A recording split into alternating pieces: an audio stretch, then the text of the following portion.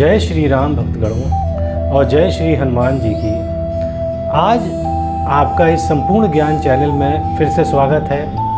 और आज हम लोग इस बात पे हम लोग आज डिस्कस करेंगे कि जुग सहस्त्र योजन पर भानु का मतलब क्या है, और एक तरह से इसका साइंटिफिक एक्सप्लेनेशन करेंगे कि वाकई हमारे धरती की दूरी सूर्य से कितनी दूर है।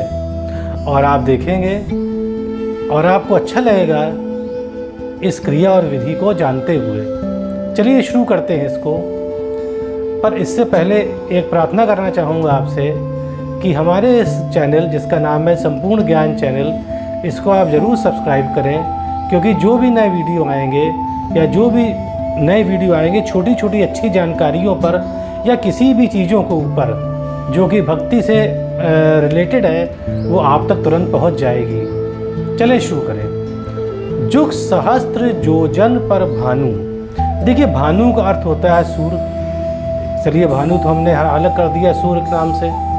अब जुग सहस्त्र योजन के बारे में हम लोग पूरी बात करेंगे। देखिए, जुग का मतलब होता है युग, और आप जानते हैं कि 4 युग होते हैं। तो पहला युग कौन सा है? सतयुग।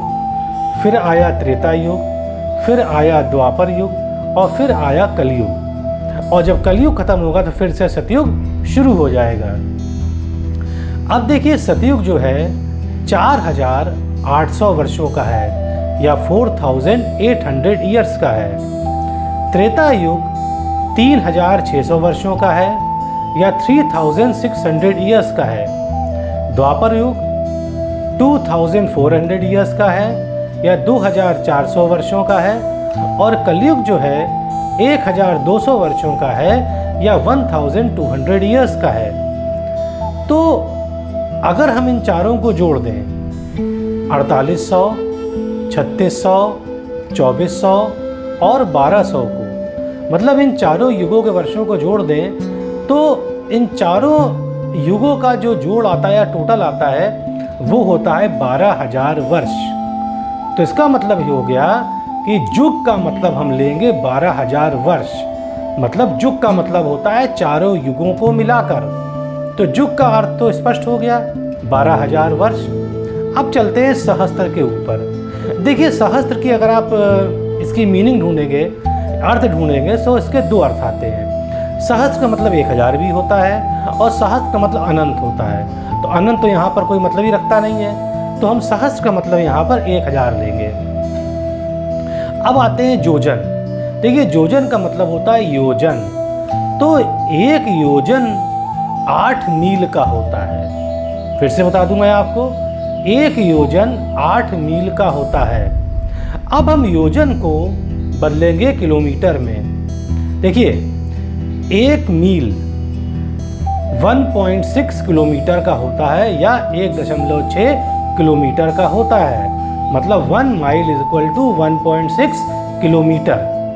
तो अगर हम बात करें योजन की, तो आप जानते हैं 1 योजन में कितने हो गए? 8 मील हो गए। अगर इसको हम किलोमीटर में बदलेंगे तो 8 को आप गुणा या मल्टीप्लाई कर दीजिए 1.6 या 1.6 से। तो 8 गुणा 1.6 या 8 इंटू 1.6 हमको देगा 12.8 या 12.8 किलोमीटर। तो मतलब 1 योजन हो गया 12.8 किलोमीटर के बराबर। तो फिर चलिए वापस चलते हैं। युग हो गया 12000 वर्षों का, मतलब चारों युग मिला के हो गए 12000 वर्षों के। उसके बाद आया सहस्त्र, 1000 हुआ, और योजन आया 12.8 किलोमीटर का या 12.8 किलोमीटर का। अब तीनों को आप गुणा कर दीजिए, 12000 गुणे 1000 गुणे 12.8 किलोमीटर, या इंग्लिश में कहें तो 12000 इंटू 1000 इंटू 12.8 किलोमीटर्स। तो इसको जब मल्टीप्लाई या गुणा आप कर देंगे तो आप पाएंगे इसका जो जवाब आएगा या आंसर आएगा वो आएगा 15 करोड़ 36 लाख या 15 करोड़ 36 लाख किलोमीटर आएगा।